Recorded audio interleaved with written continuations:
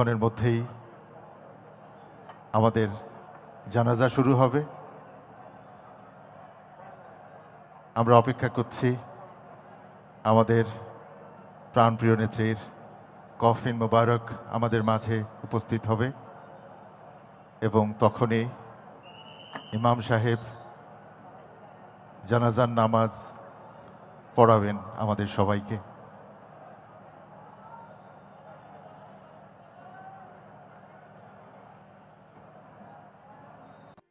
উপস্থিত আছেন রাষ্ট্রমন্ত্রী এস জয়শঙ্কর ঢাকা পৌঁছেছেন শোক প্রকাশের জন্য এবং তিনি সংসদ ভবনের একটি কক্ষে বিএনপির ভারপ্রাপ্ত চেয়ারপারসন তারেক রহমানের সঙ্গে দেখা করেছেন এবং ভারতের সরকারের শোক বার্তা তার কাছে হস্তান্তর করেছেন।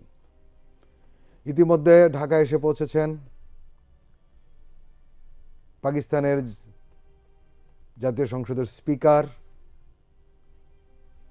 সাদিক আয়াজ, তিনিও তারেক রহমানের সঙ্গে দেখা করেছেন, তিনি জানাজায় অংশ নেবেন। আমরা এর আগেই বলেছি যে নেপালের পররাষ্ট্রমন্ত্রী ঢাকা পৌঁছেছেন ভুটানের পররাষ্ট্রমন্ত্রী, সবাই প্রস্তুত জানাজার জন্য।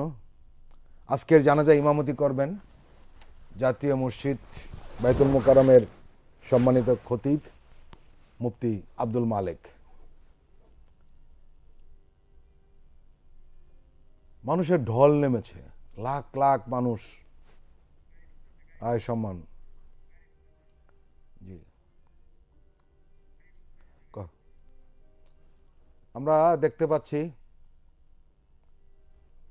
বেগম খালেদা জিয়ার মরদেহবাহী গাড়িটি জানাজার স্থলে যাচ্ছে।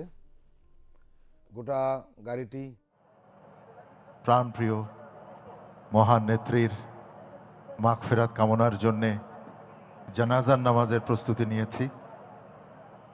সবাই সারিবদ্ধভাবে কাতার করে দাঁড়িয়েছি। কিছুক্ষণের মধ্যেই আমাদের জানাজা শুরু হবে।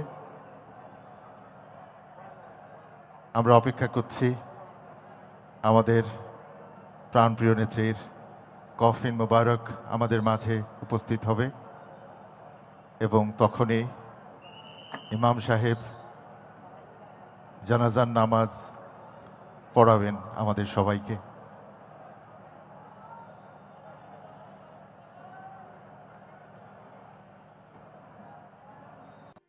উপস্থিত আছেন দেশ বিদেশের গণ্যমান্য ব্যক্তিবর্গ, মাননীয় প্রধান উপদেষ্টা উপস্থিত আছেন, উপদেষ্টা মণ্ডলীর সদস্যবৃন্দ উপস্থিত আছেন, রাজনৈতিক নেতৃত্ব উপস্থিত আছেন, সমাজের বিশিষ্ট জনেরা উপস্থিত আছেন বিদেশি কূটনীতিক বৃন্দ, প্রিন্ট ইলেকট্রনিক মিডিয়ার সিনিয়র সাংবাদিক বৃন্দ,